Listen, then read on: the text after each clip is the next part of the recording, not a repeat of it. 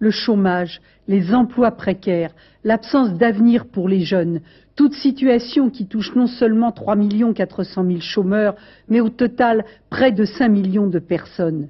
Tout cela représente un drame jamais vu dans ce pays, une véritable catastrophe nationale, d'autant que cela a des répercussions dans de nombreux domaines. Et quoi qu'on en dise, cette situation ne va pas s'améliorer. Même si ce qui semble se passer depuis 2 mois continuait, le chômage ne diminuerait que de 100 000 personnes par an.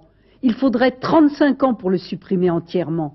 Même les promesses les plus électoralistes, les plans soi-disant les plus audacieux des grands candidats n'envisagent de supprimer que 200 000 chômeurs par an, y compris le programme de Jospin, car la réduction à 37 heures de la semaine de travail n'amènerait que 400 000 emplois supplémentaires en 2 ans. Même si l'on multipliait leurs promesses par 3, et à condition qu'ils tiennent parole, il faudrait 6 ou 10 ans pour donner du travail aux chômeurs et aux jeunes. N'y a-t-il pas là de quoi être indigné? Car les chômeurs, les exclus de cette société de rapine, les jeunes ne peuvent pas attendre ni 15 ans, ni 5 ans, ni même 2 ans, car les chômeurs sont menacés à court terme de la misère et de l'exclusion. Et les exclus sont menacés de la déchéance physique et morale à bien plus brève échéance encore. Face à cela, les scandales ont jeté un ray de lumière encore bien trop faible sur la vie et le luxe de certains hauts personnages de l'État et de certains grands patrons qui, parfois, sont les mêmes car ils passent de ministre à PDG ou quoique plus rarement de PDG à ministre. Certains, on a pu le voir, touchent des salaires avec lesquels on pourrait faire vivre 40 à 200 smicards ou le double de RMistes. Des ministres, des maires de grandes villes sont accusés d'utilisation frauduleuse des fonds publics. On voit des patrons de multinationales être menacés des tribunaux, comme le PDG d'Alcatel-Alstom qui est soupçonné d'avoir surfacturé des centraux téléphoniques à l'État pour peut-être 1 milliard de francs. Surfacturation peut être permise par quelques pots de vin distribués aux bons endroits. Eh bien, pour lutter d'urgence contre le chômage et l'exclusion, il faut éclairer, mais éclairer largement tout ce qui se passe dans les finances des grandes entreprises et dans les sommets de l'État. Il faut pouvoir prendre l'argent là où il est. Pour cela, il faut rendre publiques les comptabilités de toutes les grandes entreprises. Il faut que la presse, y compris la presse syndicale, ait la liberté de publier leurs comptes, afin que tout le monde puisse savoir quelle est la part des profits, celle des salaires, ce qui est payé et à qui. Que la presse puisse publier les déclarations d'impôts de tous les hommes politiques qui nous gouvernent, mais aussi, sans être poursuivis comme l'est le canard enchaîné, celle des grands patrons qui peuvent décider de fermer une entreprise comme on claque la porte de son réfrigérateur et ruiner du même coup une ville ou une région tout entière. Il faut savoir où va l'argent quand ils spéculent au lieu d'investir et quand ils achètent des entreprises, ici ou à l'étranger, que l'on sache pourquoi faire et comment ils vont les utiliser. Il faut qu'ils soient responsables devant le pays. Prenez l'exemple du Crédit Lyonnais. Parce qu'un PDG a agi de façon irresponsable, suivant les dires de son successeur, c'est plusieurs milliers d'employés du Crédit Lyonnais qui risquent de perdre leur emploi, ou plusieurs milliers de jeunes qui auraient pu être embauchés et qui ne le seront pas. Même si ce PDG est condamné, est-ce que cela rendra un emploi à ceux qui vont le perdre? Oui, il faut rendre tous les comptes publics, tous les comptes en banque, tous les avoirs et les patrimoines de tous ces gens-là. De l'inquisition, cela? Une atteinte à la liberté? Mais un patron n'a qu'à s'adresser au service du personnel pour savoir ce que gagne n'importe lequel de ses salariés des manœuvres au cadre. Mais lui, quand on publie sa feuille d'impôt, ce serait une atteinte à sa vie privée? Les licencieurs, eux, portent atteinte à la vie privée de milliers, voire de dizaines de milliers de travailleurs qu'ils ont eu la liberté de jeter à la rue. Aujourd'hui, il faut que cela change d'urgence. Et il faut aussi réquisitionner sans indemnité ni rachat toutes les grandes entreprises qui osent licencier alors qu'elles font d'énormes bénéfices.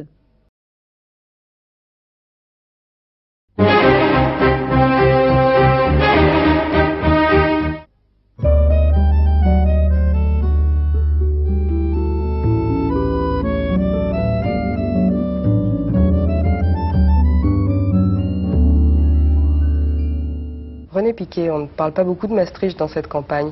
Est-ce que ce traité aurait eu moins d'effet qu'on ne l'avait annoncé? Non, surtout pas. Que chacun ou que beaucoup soit une Europe de plein emploi, une Europe de la solidarité, une Europe de la coopération, c'est tout à fait évident. Mais ça, c'est totalement incompatible avec le traité de Maastricht, c'est-à-dire la domination écrasante de l'argent et la concurrence sauvage dont on connaît ce qu'elle détruit dans notre pays. Alors pour ce faire, eh bien, il faudrait, parce que je constate que seul Robert Hue le fait, dire un non catégorique à Maastricht dans cette élection et rassembler, regrouper pour travailler à la construction d'une nouvelle Europe qui soit porteuse des aspirations des habitants du pays, puis tout simplement des hommes de notre continent.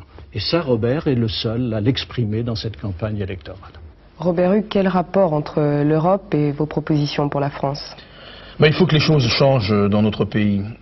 La France a besoin d'une grande politique de l'emploi, des salaires, de la protection sociale, du logement, de l'éducation. Et René Piquet a raison, il faut choisir ou une politique de progrès social, ou alors c'est l'acceptation de la politique d'austérité et de chômage de Maastricht. On dit que c'est impossible aujourd'hui de remettre en cause Maastricht.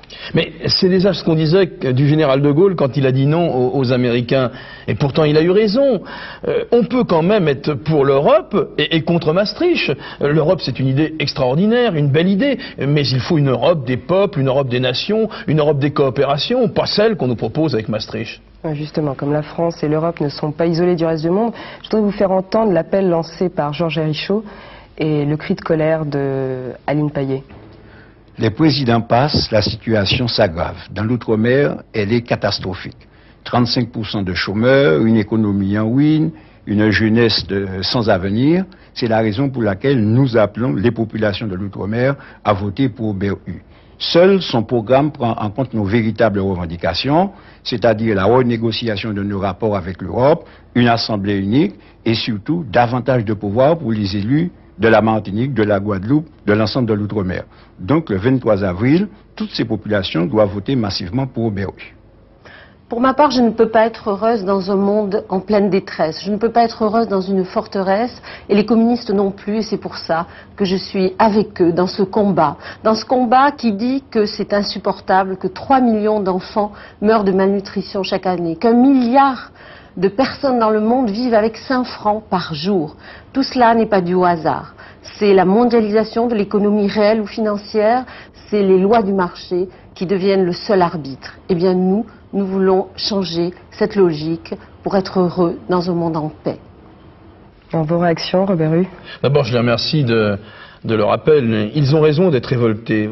Regardez tant de milliards d'êtres humains qui font tant de richesses pour des milliers de puissants qui, eux, bénéficient de la fortune. Tout ça est insupportable. Mais pourquoi cette situation?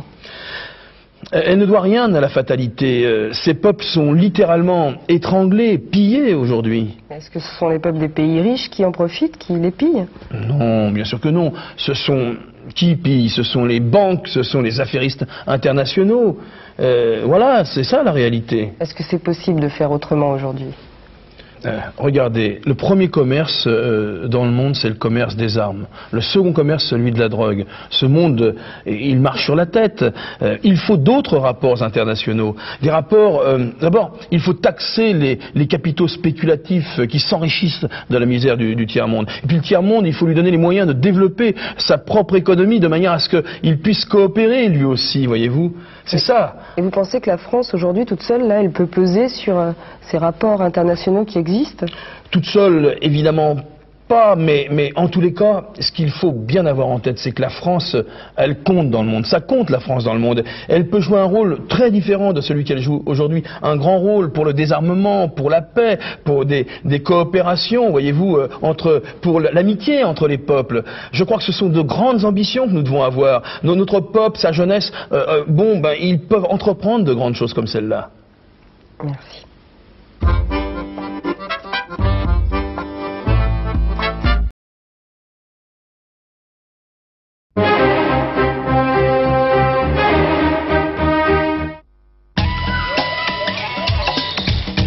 Solidarité. Solidarité. Solidarité.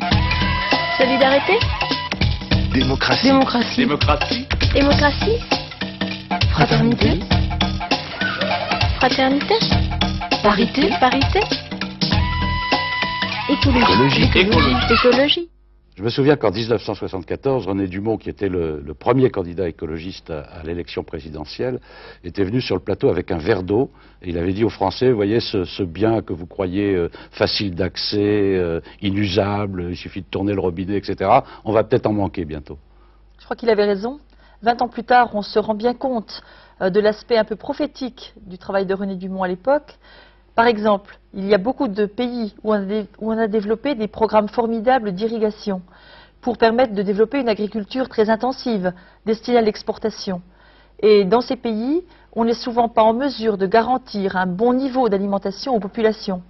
Autre exemple, ce qui s'est passé après la guerre du Golfe dans les pays du Moyen-Orient, la guerre pour l'eau était un risque, une menace qui continue d'ailleurs à peser sur cette région. Ici même, il y a plusieurs millions de personnes qui n'ont pas accès à une eau de qualité, qui respectent les normes de potabilité définies au niveau européen. La pollution de l'eau par les nitrates, par l'atrazine, par les résidus de métaux lourds. C'est ce que j'allais vous dire, on met souvent en cause les paysans et leurs engrais, etc. Mais les paysans ne sont pas seulement coupables, ils sont aussi les victimes d'une logique productiviste qui les force à produire toujours plus, des aliments de qualité de plus en plus hasardeuse, sans même réussir à sortir un revenu décent de leur travail.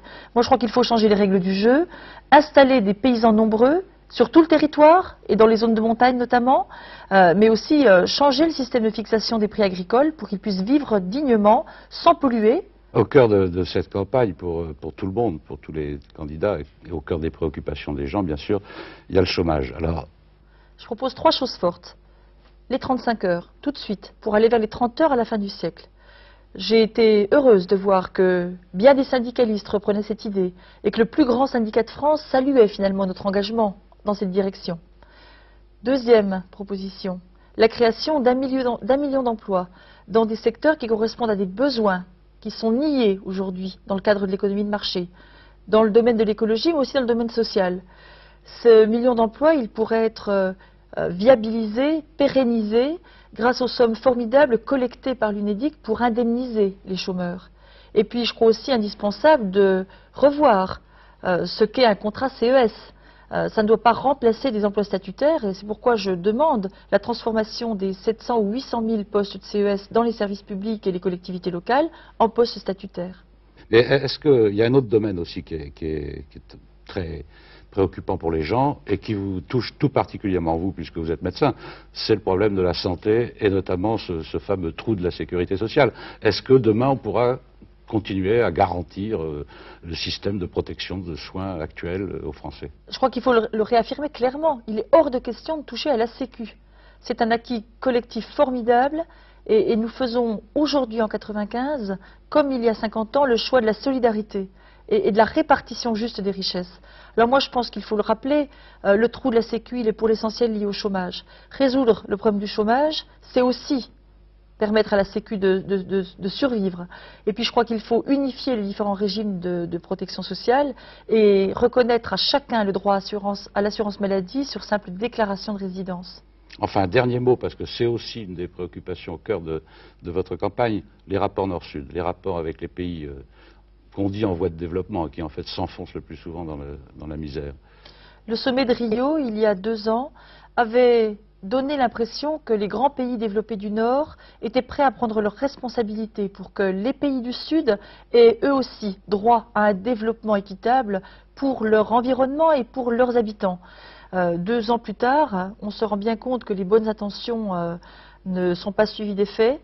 Il faut absolument abolir la dette des pays les moins avancés et puis prendre la mesure de nos gaspillages, notamment en matière d'énergie. Aujourd'hui, par habitant, on produit en France 4 fois de plus de gaz à effet de serre qu'en Inde. Et on se permet encore de donner des leçons à ces peuples des pays en voie de développement qui veulent accéder à un minimum de bien-être.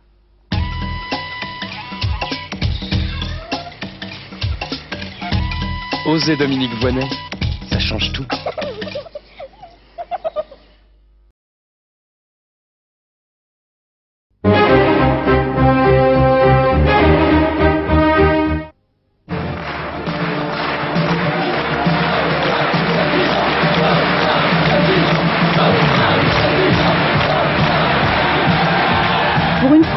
juste avec Lionel Jospin.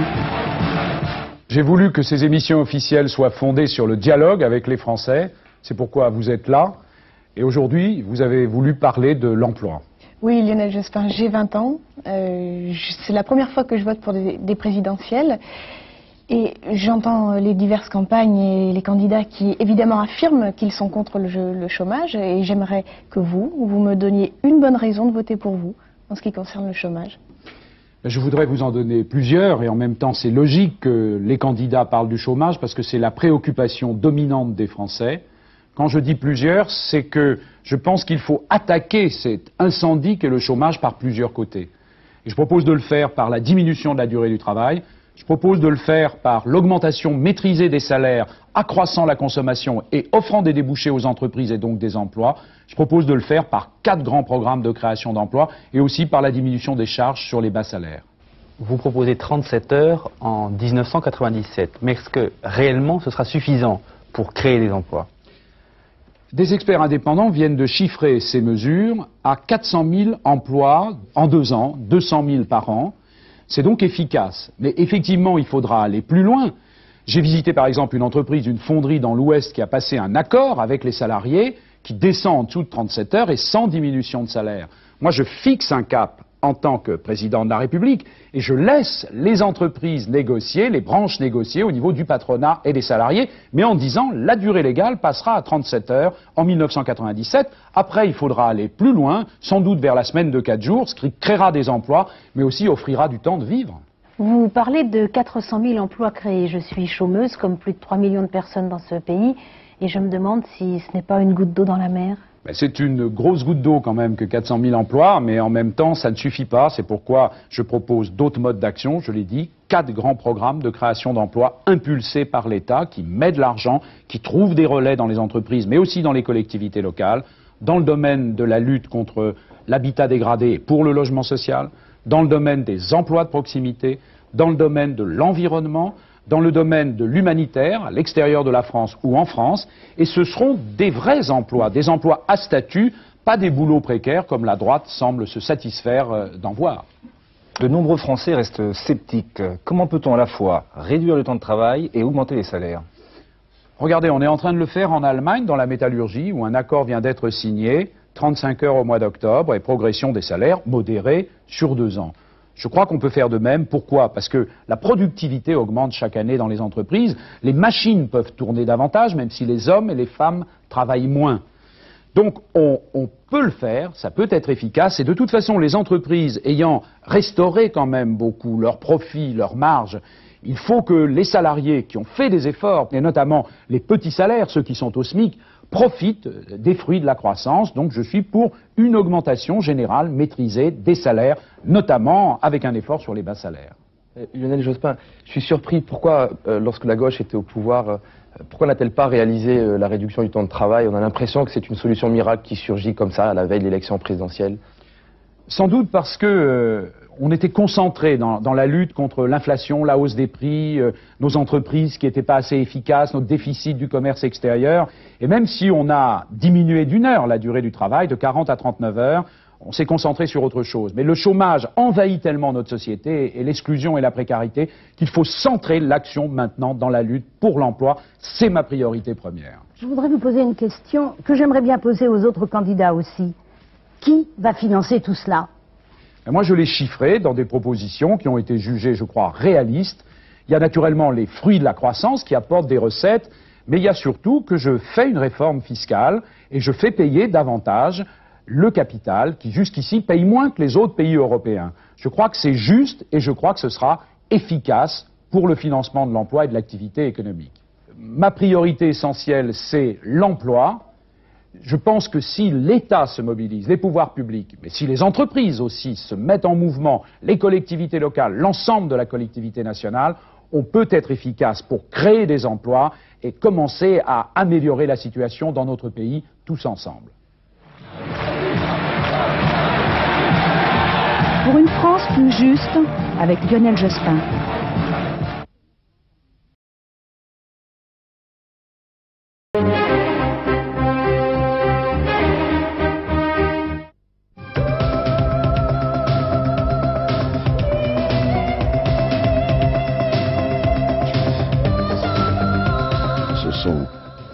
valeurs de la République. C'est l'égalité des droits, l'égalité des chances, la juste récompense du mérite et du travail, c'est la solidarité, c'est la laïcité, c'est la tolérance.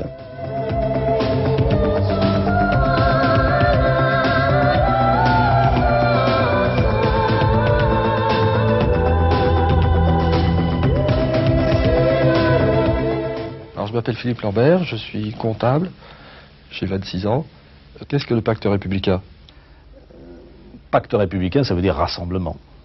Ça veut dire effort pour faire en sorte que la cohésion sociale de la société française, qui est menacée à cause de ces 5 millions d'exclus, notamment qu'a engendré le phénomène du chômage, faire en sorte donc que cette cohésion soit préservée et renforcée. Et pour cela, il faut se situer un peu au-dessus des clivages traditionnels. Il faut essayer de rechercher ce qui rassemble et non pas ce qui divise.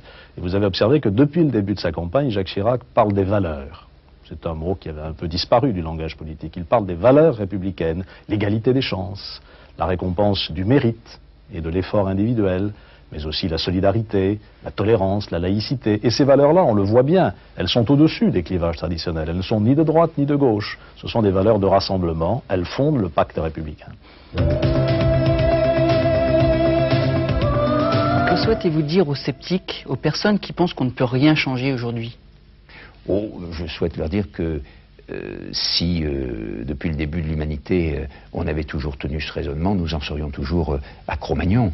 En fait, depuis le début de l'humanité, il a toujours fallu remettre en cause l'ordre établi pour progresser. Donc, je crois que la vraie question, c'est de savoir si on a la volonté de le faire, et si, ayant la volonté, on en a les moyens, mais pas les moyens seulement techniques, financiers, budgétaires, les moyens humains. Et les moyens humains, c'est quoi? C'est le courage et l'imagination. Et mon sentiment, si vous voulez, c'est que aujourd'hui, d'une certaine façon, le courage, l'imagination ont déserté les hommes politiques et les dirigeants. Solzhenitsyn, il y a quelques années, du temps où c'était encore la Russie soviétique, trouvait que les Occidentaux ne faisaient rien pour libérer les peuples asservis. Et il disait, dans son grand discours à Harvard, que le courage avait déserté l'Occident. Eh bien, d'une certaine façon, aujourd'hui, je crois que ce dont nous avons besoin, c'est que le courage habite de nouveau nos cœurs et nos énergies. Et je pense que c'est ça que le peuple attend de cette élection présidentielle. Il attend que ça ne soit pas après l'élection, comme avant. Et pour que ce ne soit pas après comme avant, eh bien, je crois que ce qu'il faut d'abord, c'est qu'on ait une volonté et qu'on la mette en œuvre à partir de beaucoup de courage, comme Jacques Chirac l'a fait. Quand il y a 2 ans, personne ne croyait en lui. Il ne s'est pas désuni, il ne s'est pas désolé, il n'a pas pleurniché, il ne s'est pas mis à se lamenter en disant tout le monde est méchant avec moi. Non, il a dit, moi je connais ce que veulent les Français. J'ai le sentiment profond de leurs besoins, de leurs aspirations. Alors je vais essayer de faire quelque chose. Et puis aujourd'hui, les Français disent, oui, on est d'accord pour le faire avec vous.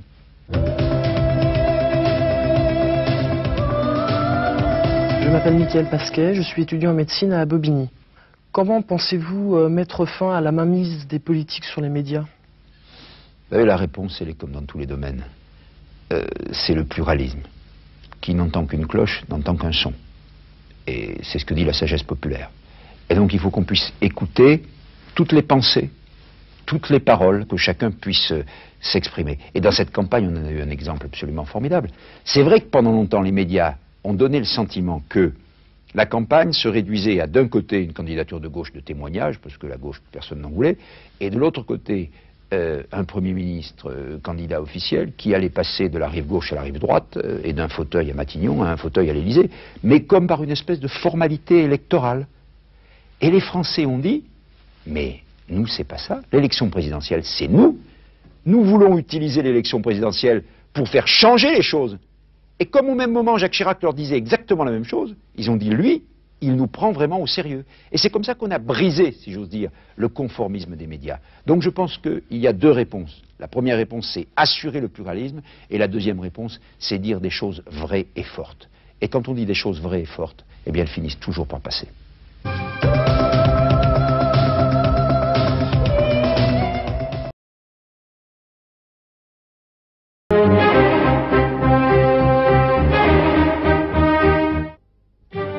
Je suis candidat à la présidence de la République pour répondre aux besoins d'espoir et de changement des Françaises et des Français.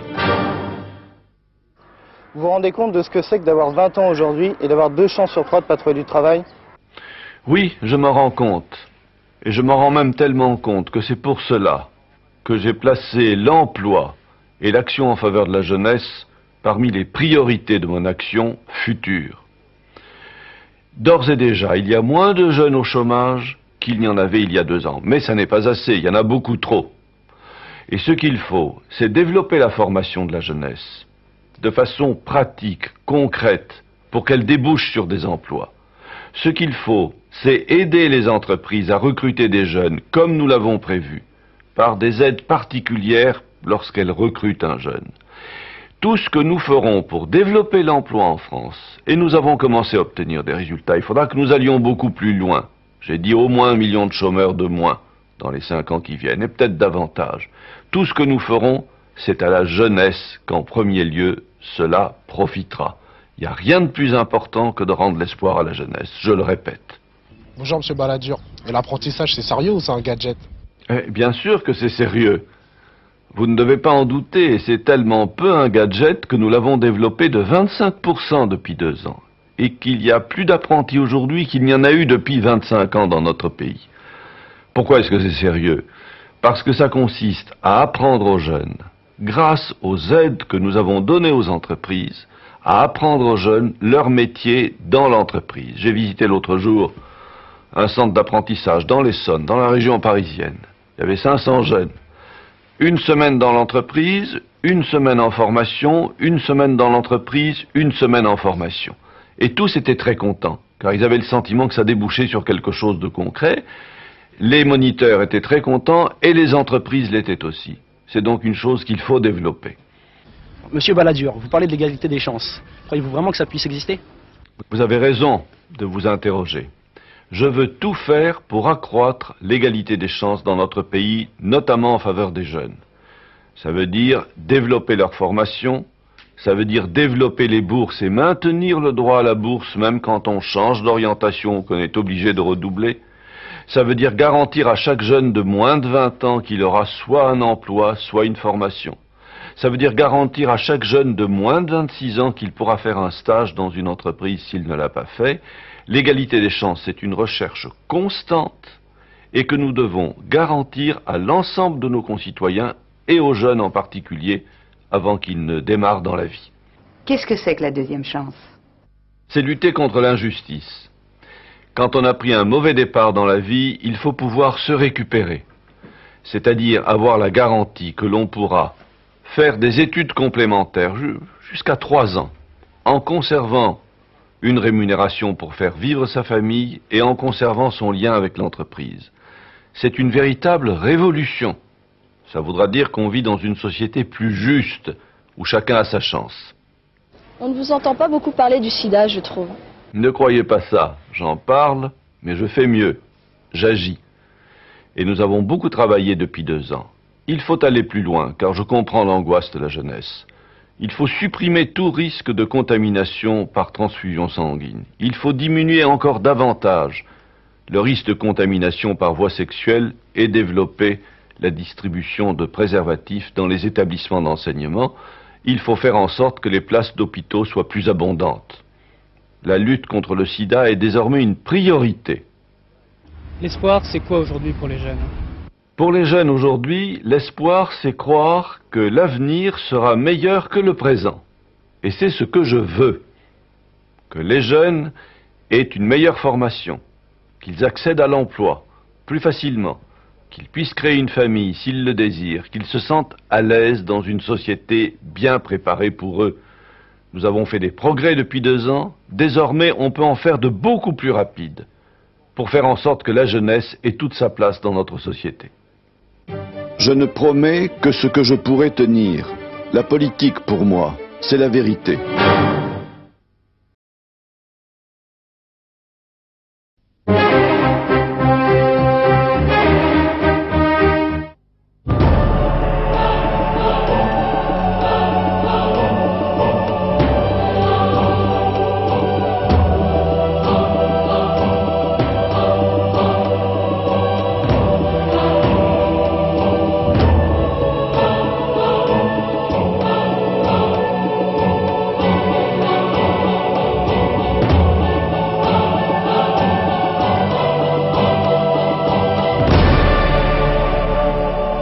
Françaises, Français, quand on a des enfants tout jeunes, comme c'est mon cas, on est peut-être plus sensibilisé, plus inquiet devant les immenses problèmes qui les assaillent, le problème de la drogue qui nous envahit alors que la France vient de faire disparaître ses frontières, ce qui est irresponsable, et le problème de la corruption.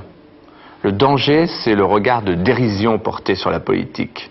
Il faut réhabiliter la politique, donner l'indépendance à la justice, lutter contre l'insécurité, rétablir l'autorité de l'État. La sécurité en France, c'est un vrai problème. Vous prenez tous les jours la télévision, les journaux, il ne se passe pas une journée sans que l'on parle de la délinquance ou des vols qui sont en augmentation en France. Depuis quelques jours, les frontières de notre pays sont ouvertes. Là, je pense que notre pays, je suis inquiet, va devenir une vraie passoire. Moi, je crois que ce monsieur a tout à fait raison. Et j'ajouterais ceci pour l'information des Français. Je suis le seul candidat dans la majorité à ne pas avoir voté, ratifié le fameux traité de Schengen qui a fait disparaître nos frontières le 25 mars dernier. Comment les autres candidats peuvent-ils parler de la sécurité des Français, de la nécessité de lutter contre l'immigration clandestine, alors qu'ils ont ratifié la disparition de nos frontières terrestres, alors qu'ils savent que nous savons, je l'apprends aux Français qui ne le sauraient pas, que 80% des immigrants clandestins qui ont été interpellés en France ont été interpellés à nos frontières terrestres. Si je suis élu président de la République, je rétablirai les contrôles aux frontières de la France.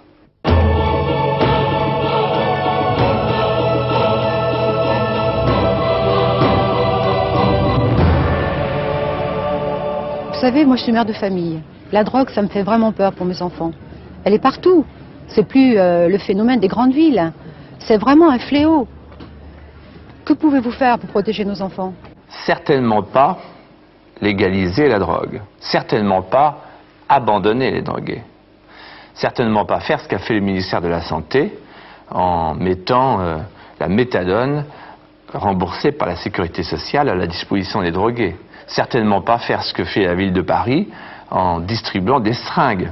Pourquoi? Parce que ça veut dire on lâche prise. Ça, c'est un signe qu'on donne à la fois aux trafiquants et à ceux qui en sont les victimes. À la guerre, on fait la guerre. Moi, je veux faire la guerre aux trafiquants.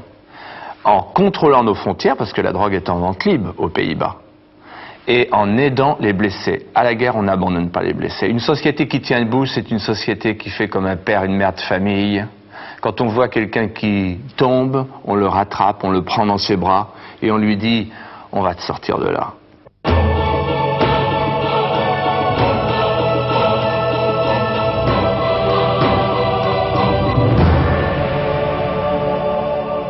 Moi, je suis retraité. Je voudrais vous parler de la corruption. Je trouve qu'aujourd'hui, c'est une honte de voir la corruption qui s'installe partout et comment on la traite.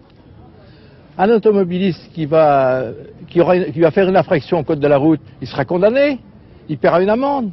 Alors que certains hommes politiques ne sont ni poursuivis, ni condamnés. Prenons l'exemple du Crédit Lyonnais. Qui c'est qui va payer? C'est nous tous. La corruption, ça coûte très cher aux entreprises, aux consommateurs, aux contribuables. Les hommes politiques ont la charge de gérer l'argent des contribuables. Il faut donc qu'ils soient irréprochables. Nous sommes en droit, vous êtes en droit de l'exiger, et c'est la raison pour laquelle, par mesure de prudence, je conseille aux Français de faire appel à quelqu'un de neuf. Moi, je propose l'indépendance de la justice. Je propose qu'on crée des juridictions financières pour lutter contre les nouvelles formes de la grande délinquance économique et financière. Je propose que soient inéligibles à vie ceux qui ont triché et qu'ils soient obligés de rembourser ce qu'ils ont volé. C'est de cette manière qu'on rétablira la confiance entre les élus et les citoyens, l'honnêteté, le civisme, un nouveau regard sur l'avenir de la France.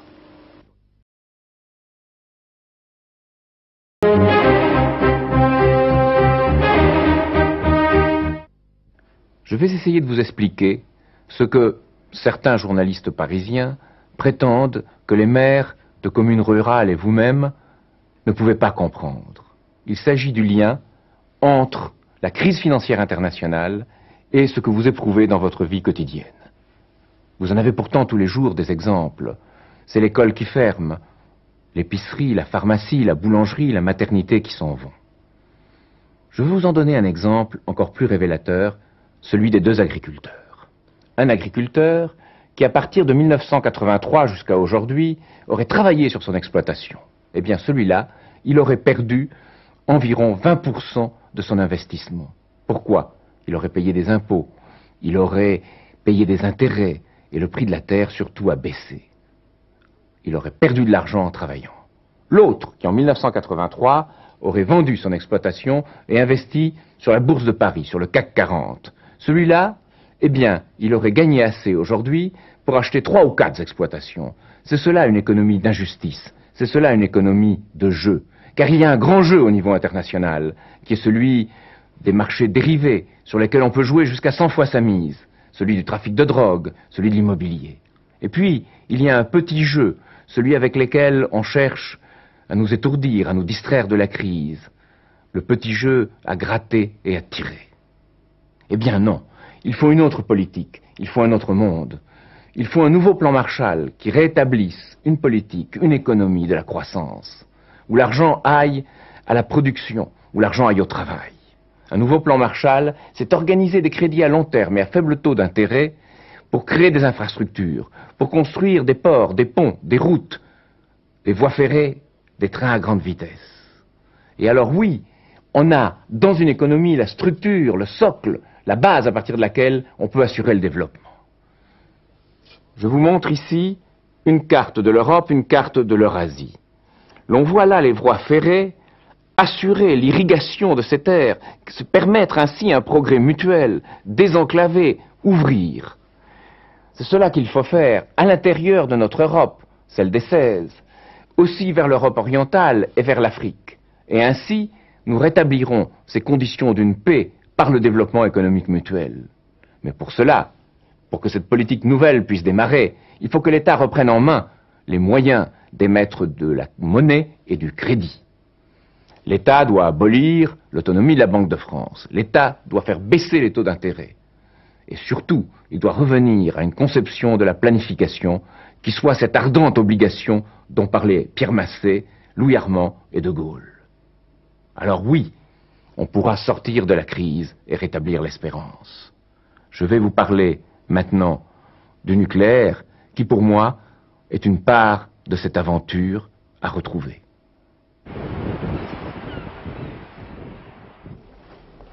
Palluel, la mer, la Normandie, le nucléaire. Le nucléaire, je veux en parler dans ma campagne en pensant à Pierre et Marie Curie, à Frédéric Joliot-Curie, à Paul Langevin. Après 1945, ceux qui avaient participé à cette aventure voyaient dans le nucléaire un instrument qui permettrait le développement du tiers-monde, qui permettrait plus de justice pour les pays du Sud. Après, le nucléaire a été dénaturé. Les militaires s'en sont emparés et ont fait des atomes pour la paix, des atomes pour la guerre. L'on a usé du nucléaire et abusé du nucléaire en faisant parfois n'importe quoi. Et de ce point de vue, je suis tout à fait choqué, scandalisé que la communauté européenne n'ait pas encore pris les mesures pour fermer Tchernobyl, pour assurer qu'on mette un point final à ces errements. Le nucléaire aussi, c'est quelque chose qui ne peut pas se faire dans un seul pays. Il faut qu'entre pays du monde, il y ait une coopération pour le bien commun, une entente pour le bien commun. Cet enthousiasme de l'aventure du nucléaire, à ses débuts, c'est ce qu'il nous faut retrouver.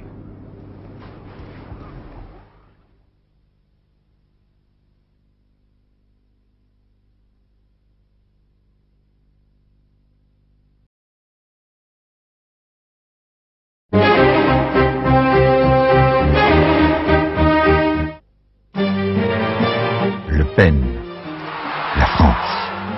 Mes chers compatriotes, bonjour. Le 23 avril, de votre décision va dépendre l'avenir de la France et donc des Français.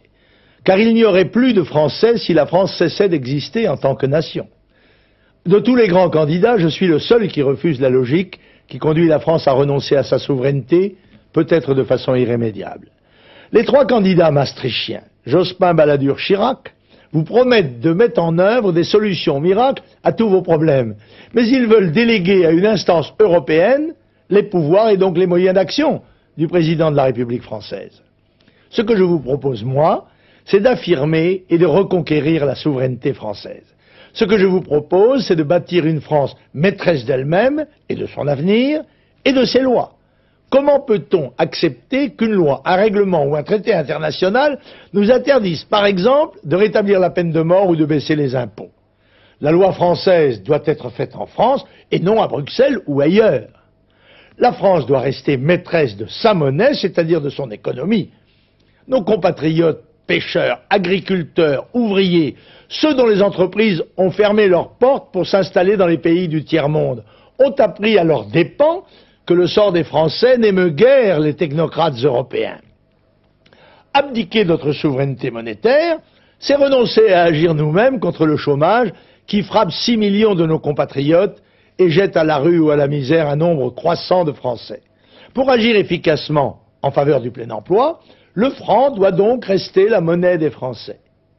La France doit aussi rester maîtresse de ses frontières, qui sont ses seules protections contre les vagues d'immigration venues du tiers-monde, contre le trafic de drogue, l'empire du crime et les mafias de toutes sortes, ou contre la subversion de notre marché intérieur par des produits importés à bas prix. Président de la République, je dénoncerai les accords qui ouvrent notre pays à tous les vents et je rétablirai le contrôle de nos frontières nationales. La loi française doit s'appliquer sur tout le territoire, aux Antilles, en Polynésie, en Nouvelle-Calédonie, en Guyane, dans l'océan Indien ou en Corse. Elle doit s'appliquer aussi dans toutes nos cités, y compris certaines banlieues qui sont aujourd'hui de véritables zones de non-droit. La restauration d'un État impartial et respecté peut seule garantir aux Français la paix civile, l'exercice de leurs libertés individuelles, politiques et économiques, et leur permettre de conserver leur patrimoine matériel, culturel et spirituel. La France doit rester maîtresse de sa diplomatie et de sa défense. Permettez-moi ici d'avoir une pensée pour ces mères françaises qui, sur simple décision du président américain ou du secrétaire général de l'ONU, ont vu leurs enfants partir et quelquefois mourir dans des guerres qui n'étaient pas les nôtres. La France est grande et respectée dans le monde quand elle fait entendre sa voix, pas quand elle s'aligne.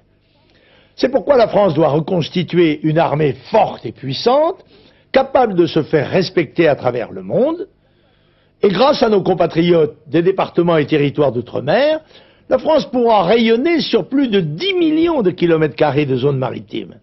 Avons-nous le droit de renoncer à notre grandeur? Bien sûr que non.